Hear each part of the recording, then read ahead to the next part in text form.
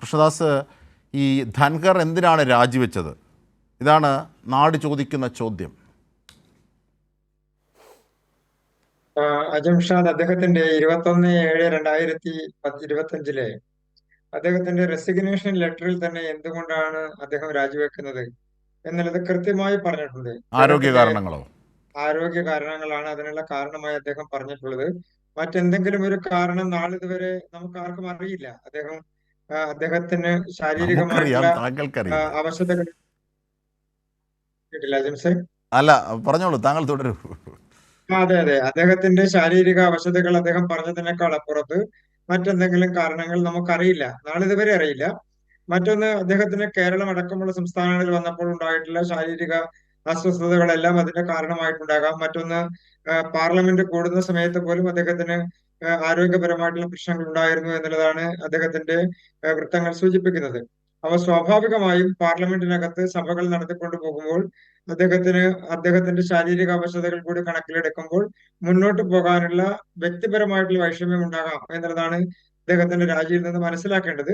മറ്റേതെങ്കിലും കാരണങ്ങളോ മറ്റെന്തെങ്കിലും വസ്തുതകളോ മറ്റു കാരണങ്ങളോ ഒന്നും തന്നെ നാളിതുവരെ പുറത്തു വരാത്തത് കൊണ്ടും അദ്ദേഹം തന്നെ പറയാത്തത് കൊണ്ടും നമ്മുടെ ശ്രദ്ധയിൽ അതില്ല എന്നുള്ളതാണ് യാഥാർത്ഥ്യം.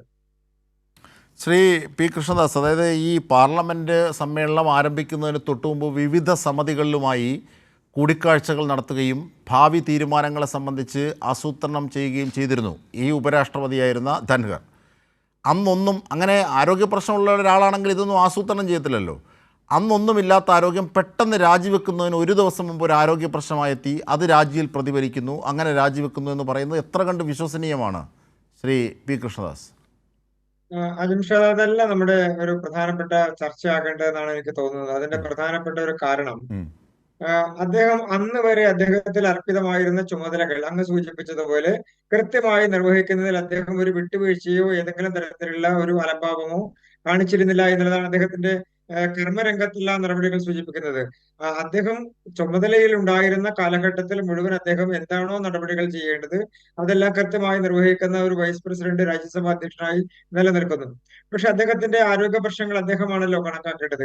അപ്പൊ സ്വാഭാവികമായും അദ്ദേഹത്തിന് കിട്ടിയിട്ടുള്ള അഡ്വൈസുകളോ മെഡിക്കൽ അഡ്വൈസുകളോ അതല്ലെങ്കിൽ അദ്ദേഹത്തിന്റെ ശാരീരികമായിട്ടുള്ള വിഷയങ്ങളോ ഒക്കെ വ്യക്തിപരമായി തോന്നുമ്പോൾ ഒരാൾക്ക് അദ്ദേഹം രാജിവെക്കുന്നു. അങ്ങനെ രാജിവെക്കുമ്പോൾ അതിനുശേഷമുള്ള കാര്യമാണല്ലോ പിന്നീട് ചർച്ചയ്ക്ക് വേണ്ടി വരുന്ന ഒരു പ്രധാനപ്പെട്ട സാഹചര്യമുള്ളത്. അതുവരെയുള്ളത് അദ്ദേഹം പറയുന്ന കാര്യങ്ങളാണ് പ്രധാനപ്പെട്ട വിഷയം. അതല്ലെങ്കിൽ മറ്റേതെങ്കിലും ഒരു വിഷയം നമ്മുടെ മുന്നിലേക്ക് വരണം, അങ്ങനെ വന്നതായി അറിയില്ല എന്നാണ് ഞാൻ സൂചിപ്പിച്ചത്. അല്ല, അങ്ങനെയാണെങ്കിൽ ഇതൊക്കെ കാട്ടി ഒരു ചർച്ച, കാരണം രാജ്യത്തെ രണ്ടാമനാണല്ലോ ഉപരാഷ്ട്രപതി, ഇത് പാർലമെൻറ്റിൽ അതുമായി ബന്ധപ്പെട്ടൊരു ചർച്ച, ഇതിൽ ദുരൂഹതയില്ല, ഇങ്ങനെയൊക്കെയാണ് കാര്യങ്ങളെന്ന് വിശദീകരിക്കാമല്ലോ. എന്തുകൊണ്ടാണ് ബി അതിൽ എന്തോ മറയ്ക്കുന്നത്, മടിയിൽ ഖനമുള്ളവനെ പോലെ? ജിംഷാദ്, എന്തിനാണ് അതിനകത്ത് അങ്ങനെ ഒരു ചോദ്യത്തിന് തന്നെ പ്രസക്തി ഉണ്ടോ? നമ്മുടെ രാജ്യത്തിന്റെ വൈസ് പ്രസിഡന്റ് അദ്ദേഹം രാജിവെക്കാനുള്ള കാരണം അദ്ദേഹം തന്നെ കൃത്യമായി രേഖപ്പെടുത്തി പ്രസിഡന്റിന് കൊടുക്കുന്നു. അത് നമ്മുടെ മുന്നിലെല്ലാം ഉണ്ടല്ലോ, നിങ്ങളുടെ ചാനലിൽ ഇപ്പൊ കാണിച്ചുകൊണ്ടിരിക്കുകയല്ലേ. അപ്പൊ സ്വാഭാവികമായും അങ്ങനെയുള്ള ഒരു വിഷയത്തിൽ നമ്മളൊരു എഴുതാപ്പുറമോ ഒരു കാണാപ്പുറമോ ഒക്കെ കാണേണ്ട ആവശ്യം സ്വാഭാവികമായി ഉണ്ടോ എന്നുള്ളത് എനിക്കറിയില്ല. അങ്ങനെ കാണാൻ കഴിയുമോ എന്നുള്ളതും അറിയില്ല. അതിന്റെ പ്രധാനപ്പെട്ട കാരണമെന്ന് എനിക്ക് തോന്നുന്നത്, നമ്മുടെ രാജ്യത്തിന്റെ പ്രസിഡന്റ് ആണെങ്കിലും പ്രധാനമന്ത്രി ആണെങ്കിലും അത് മുഖ്യമന്ത്രിമാരാണെങ്കിലും ഒക്കെ ഗവർണർ ആണെങ്കിലും ഒക്കെ അവർ രാജിവെക്കുമ്പോൾ അവർ എന്താണോ കാരണം പറയുന്നത് അതാണല്ലോ അതിന്റെ കാരണം. അതിനേക്കാൾ അപ്പുറത്ത് നമുക്ക് രാഷ്ട്രീയപരമായി ചർച്ച ചെയ്യാം. രാഷ്ട്രീയ ചർച്ചകൾക്ക് തെറ്റൊന്നും ഞാൻ കാണില്ല. അതെ, രാഷ്ട്രീയ പക്ഷേ ചർച്ചയാണിത്. അല്ല, രാഷ്ട്രീയ ചർച്ചകൾക്ക് തെറ്റൊന്നും കാണേണ്ടതില്ല. പക്ഷെ അതേസമയം തന്നെ അതിൽ ഏതെങ്കിലും തരത്തിൽ അങ്ങ് ചോദിച്ചതുപോലെ ഒരു ദുഷ്ടലാക്ക് കാണേണ്ടതില്ല എന്നേ എനിക്ക് അഭിപ്രായമുള്ളൂ. കാരണം അതിൽ ഭരണപക്ഷത്തിന് എന്താ പ്രത്യേകിച്ചുള്ളത്? അങ്ങനെയാണെങ്കിൽ പ്രതിപക്ഷ നേതാവിനോട് പറയണ്ടേ? ഭരണപക്ഷത്തോട് പറയുന്ന പോലെ തന്നെ പ്രതിപക്ഷ നേതാവ് ഓണത്തിന് ഉണ്ടല്ലോ. അപ്പൊ സ്വാഭാവികമായും സഭയ്ക്കകത്ത് അങ്ങനെ പ്രത്യേകമായി വെളിപ്പെടുത്തേണ്ട ഒരു സാഹചര്യമല്ലല്ലോ വ്യക്തിപരമായ ഒരാൾക്കുണ്ടാകുന്ന പ്രശ്നം. സഭയ്ക്കകത്തുണ്ടാകുന്ന ഒരു പ്രശ്നമാണെങ്കിൽ പ്രതിപക്ഷം സൃഷ്ടിച്ചിട്ടുള്ള പ്രശ്നങ്ങൾ കാണാതിരുന്നുകൂടാ. അദ്ദേഹത്തിന്റെ ശാരീരിക അവശതകളുള്ള സമയത്തും അദ്ദേഹത്തിനെതിരെ എത്രയോ വ്യക്തിപരമായിട്ടുള്ള നടപടികൾ, വ്യക്തിപരമായിട്ടുള്ള അധിക്ഷേപങ്ങൾ, അദ്ദേഹത്തെ ഇംപീച്ച് ചെയ്യാൻ വരെയുള്ള നടപടികളുമായി മുന്നോട്ട് പക്ഷേ പോയവരാണ് ആ പ്രതിപക്ഷമാണ് ഇന്ന് ധൻഖറിനൊപ്പം നിൽക്കുന്ന കാഴ്ച നമ്മൾ കണ്ടത്. പക്ഷേ അവിടെ ധൻഖറിനെതിരെയാണ് കേന്ദ്ര സർക്കാരിൻ്റെയും മോദി സർക്കാരിൻ്റെയും നിലപാടുകൾ എത്തിയത്. അതാണ് ദുരൂഹത വർദ്ധിപ്പിക്കുന്നത്.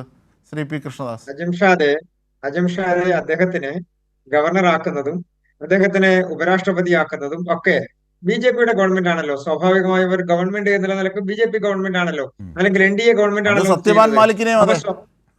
അപ്പൊ അപ്പൊ NDA ഗവൺമെന്റ് ആണല്ലോ ചെയ്യുന്നത്. അപ്പൊ സ്വാഭാവികമായും പ്രതിപക്ഷത്തിന് NDA ഗവൺമെന്റിന്റെ ഗവർണർ എന്നുള്ള നിലക്ക് അദ്ദേഹം ആ, തൃണമൂൽ കോൺഗ്രസിന്റെ ഗവൺമെന്റിനെതിരെ അദ്ദേഹം എടുത്തുള്ള നടപടികൾ, ഇവിടുത്തെ പശ്ചിമ ബംഗാൾ ഗവൺമെന്റ് നടത്തിയിട്ടുള്ള ജനാധിപത്യ വിരുദ്ധമായിട്ടുള്ള നടപടികൾക്കെതിരെ അദ്ദേഹം സ്വീകരിച്ച ജനാധിപത്യപരമായ നടപടികൾ, ആ കാര്യങ്ങളിലെല്ലാം പ്രതിപക്ഷത്തിന്റെ നിലപാടെന്തായിരുന്നു ആ സമയത്ത് പലപ്പോഴും. ഇനി മറ്റൊന്ന്, അദ്ദേഹം പാർലമെന്റിൽ വന്ന് രാജ്യസഭയുടെ അധ്യക്ഷനായിരിക്കുമ്പോൾ അദ്ദേഹത്തിനെതിരെ പ്രമേയം കൊണ്ടുവന്നില്ലേ, അദ്ദേഹത്തിന് ഇംപീച്ച് ചെയ്യാൻ വേണ്ടിയിട്ട്. അദ്ദേഹത്തിനെതിരെ മോക്ക് പാർലമെന്റ് ഉണ്ടാക്കി അവിടെ അല്ലേ വിമർശനം കാണിച്ച അതാണ് ആളുകളാണ് അത്രയേറെ ബി ജെ പിയുമായി അടുത്തു നിന്നിരുന്ന ഒരാൾ എങ്ങനെയാണ് പെട്ടെന്ന് 3 മന്ത്രിമാരെത്തുന്നു, അവരുമായി കൂടിക്കാഴ്ച നടത്തുന്നു, അതിനുശേഷം രാഷ്ട്രപതി ഭവനിൽ പെട്ടെന്ന് ധൃതി പിടിച്ച് പോകുന്നു, പെട്ടെന്നൊരു ആരോഗ്യ പ്രശ്നം വരുന്നു, രാജിവെക്കുന്നു. ഇതേ സംബന്ധിച്ച് മിണ്ടിപ്പോകരുത് ആരും എന്നാണ് പറയുന്നത്. ഒരു ന്യായാധിപൻ്റെ ഇംപീച്ച്മെൻറ്റുമായി ബന്ധപ്പെട്ട് നടത്തിയ കാര്യങ്ങളിൽ മോദി സർക്കാരിൻ്റെ ഇംഗിതത്തിന് വഴങ്ങാതെ പല പ്രവർത്തികളും ചെയ്തു എന്നതടക്കമുള്ള ആരോപണങ്ങൾ ഈ വിഷയത്തിലുണ്ട്. ഇങ്ങനെയൊക്കെ ഉള്ളപ്പോൾ അതിലൊരു ക്ലാരിറ്റി വരുത്തേണ്ടത് കടമ ആർക്കാണ് ഉള്ളത്, ആരുടേതാണ്? അത് കേന്ദ്ര സർക്കാരിൻ്റേതാണ്. കാരണം ഒരു ഭരണഘടനാ സ്ഥാപനമാണല്ലോ വൈസ് പ്രസിഡന്റ് എന്ന് പറയുന്നത്, രാജ്യസഭയുടെ അധ്യക്ഷൻ എന്ന് പറയുന്നത്. അപ്പോൾ അങ്ങനെയൊക്കെയുള്ള ഒരു ഘട്ടത്തിൽ അതേ സംബന്ധിച്ച് ഒരുപാട് കാര്യങ്ങൾ മറച്ചു വെക്കാനുണ്ട് എന്ന തോന്നലുകൾ തോന്നിപ്പിക്കുന്നത് ബി ജെ പിയും കേന്ദ്ര സർക്കാരും തന്നെയാണ്. ശ്രീ പി കൃഷ്ണദാസ്, ഇതിൽ ഒരു കാര്യവും മറച്ചു വെക്കാനില്ല എന്നുള്ളതിനേക്കാൾ അപ്പുറത്ത് ഇതിൽ ശക്തമായ നടപടിയുമായി മുന്നോട്ട് പോകുന്ന ഒരു ഗവൺമെന്റിലെ കേന്ദ്ര ഗവൺമെന്റ്. ആ ഗവൺമെന്റിന് എന്താണ് പാർലമെന്റിനകത്ത് മറച്ചു വെക്കാനുള്ളത്? ഇപ്പോ നിങ്ങളുടെ ഇൻട്രോയിൽ പറഞ്ഞതുപോലെ തന്നെ പാർലമെന്റ് നടപടികളുമായി ബന്ധപ്പെട്ടുകൊണ്ട് എത്ര ദിവസമായി എന്തെങ്കിലും ഒരു കാര്യമുള്ള കാര്യത്തിനാണോ ഈ പാർലമെന്റിൽ ബഹളമുണ്ടാക്കുന്നത്? ഇന്ന് സഭയ്ക്ക് പുറത്തു വന്ന് എന്തെങ്കിലും ഒരു രാഷ്ട്രീയപരമായി എന്തെങ്കിലും ഗുണമുള്ള വിഷയത്തിനോ രാജ്യത്തിന് എന്തെങ്കിലും ഗുണമുള്ള വിഷയത്തിനോ ആണോ അവർ പ്രതിപക്ഷം ഇറങ്ങിപ്പോയി വാക്കൗട്ട് നടത്തി പാർലമെന്റിന് മുൻപിൽ സത്യാഗ്രഹം നടത്തുന്നത്? അതൊന്നും അല്ലല്ലോ. അപ്പൊ രാഷ്ട്രീയപരമായി തങ്ങൾക്കുള്ള അദ്ദേഹം ധൻഖർ ഉപരാഷ്ട്രപതി ആയിരിക്കുന്ന സമയത്ത് അദ്ദേഹം പാർലമെന്റിൽ നിന്ന് അംഗങ്ങളെ സസ്പെൻഡ് ചെയ്തു എന്നുള്ളതിന്റെ പേരിൽ അദ്ദേഹത്തിനെതിരെ പാർലമെന്റിൽ നടത്തിയ നടപടികൾ എന്തൊക്കെയാണ്? അതാണ് ഞാൻ സൂചിപ്പിച്ചത്. അതല്ലല്ലോ ഇവിടുത്തെ വിഷയം. ഇപ്പോഴത്തെ വിഷയം അതേ ധൻഖർ എങ്ങനെയാണ് ബി ജെ പിക്ക് എതിരായ ഒരു മനോഭാവത്തിലേക്ക് എത്തുന്നത്? 3 കേന്ദ്രമന്ത്രിമാർ ആര് പറഞ്ഞു അദ്ദേഹം BJP അദ്ദേഹത്തെ സന്ദർശിക്കുന്നു. കിരൺ റിജുവും നദ്ദയും മെഘ്വാളും അടക്കമുള്ള 3 കേന്ദ്രമന്ത്രിമാർ അദ്ദേഹത്തെ സന്ദർശിക്കുന്നു. സർക്കാർ പ്രതിനിധികളല്ലേ? അതിനുശേഷം പ്രധാനമന്ത്രിയുടെ പല വിധത്തിലുമുള്ള, അതായത് ഇദ്ദേഹത്തെ ഇംപീച്ച് ചെയ്യും രാജിവെച്ചില്ലെങ്കിൽ എന്ന ഭീഷണി വരെ ഉണ്ട് എന്നാണ് ആരോപണം ഉയരുന്നത്. നമുക്കറിയില്ല. ഇതൊക്കെ സംബന്ധിച്ച് ക്ലാരിറ്റി വരണ്ടേ ശ്രീ പി കൃഷ്ണ?